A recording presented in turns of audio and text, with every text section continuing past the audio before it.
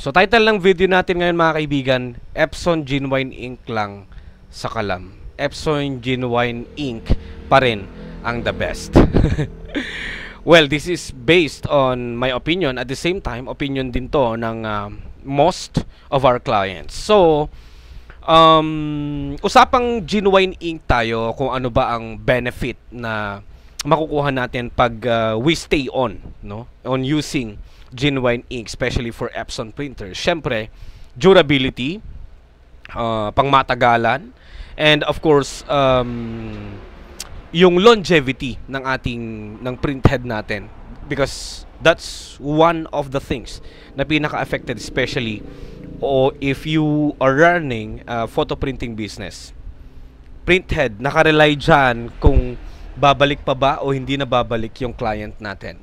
Why? Kasi nga, sa mga photo printing businesses, isang lamat lang sa picture, no, na print nila, at yon kapag nakatagpo ka ng isang client na mabusisi, pag nakita niyang may lining lang yon, problema yon. Baka mamaya hindi na siya bumalik.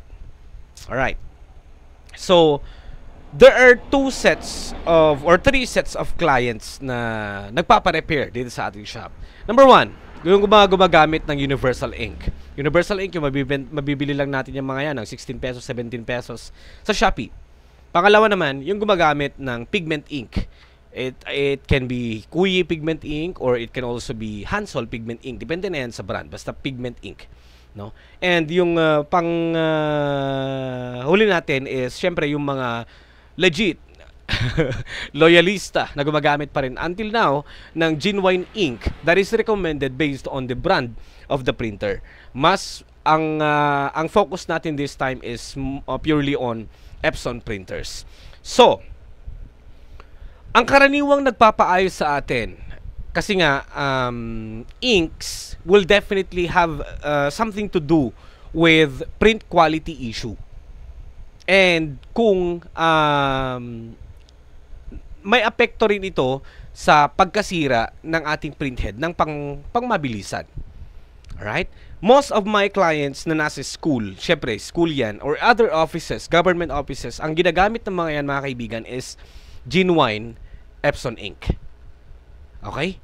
Ngayon, kapag may pumupunta man dito na nagpapadeklag, kapag naka-experience sila ng poor print quality and nag-declogging, power cleaning na sila pero still then wala pa rin, hindi po sumasagit masyado yung ulo natin in declogging those printhead, yung mga baradong printhead nila na kung saan ang ginagamit nilang ink ay genuine ink. Bakit?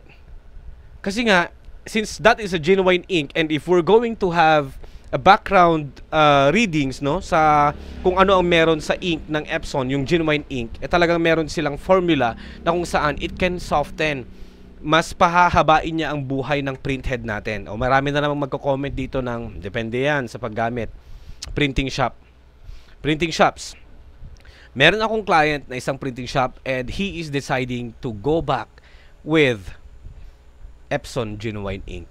So ang ginagamit nila ay Kuyi pigment ink. They even experienced to use Hansol pigment ink, and mali, or shall I say negative, yung feedback ng ating customer, ng may-ari ng printing shop. Kasi nga okay daw sa pigment in terms of print quality, pero pag napapansin niya, parang palagi na lang daw na nagpapa-maintenance siya.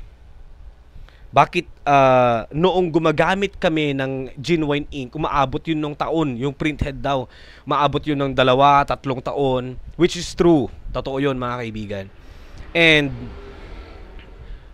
Pero nung naggumamit na daw sila ng pigment ink, kadalasan after 2 months, after 3 months, kusang bumabara, nagiging barado yung kanilang printhead. Bakit mas malaki yung tsansa na bumarado yung isang printer na merong na gumagamit ng pigment ink compared sa Epson original ink or genuine ink, mga kaibigan? Sa genuine ink kasi, this is pure liquid. So ibig sabihin lang nun, parang wala kang nakikita dito na pwedeng bumara, as in liquid lang siya. Alright? As in liquid lang siya. Babara man, pero masusulit na natin, and that will take so many years. Compared sa pigment ink naman, kung papansinin natin, mas malapot kasi siya ng konti, especially yung Hansol. Kung papansinin natin yung pigment ink, mas malapot siya ng konti. And there's a possibility na, I think, mas mabilis tumigas si pigment ink kumpara kay dye ink. Yan ang susunod na magiging experiment natin, no? So, if you're doing business and you are after the quality of your output, I recommend gumamit kayo ng pigment ink kung quality ng output ang hanap ninyo. Alright? And kung ang concern mo naman is longevity, durability ng inyong printer, especially na ng Epson, I recommend you to use genuine ink, dye ink. So, hati, di ba? Kasi syempre, business owner ka.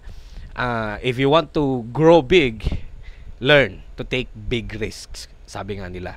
So, yun lang. But still then, katulad ng sinasabi ko, in terms of longevity and durability ng ating mga Epson printers, genuine inks are the best.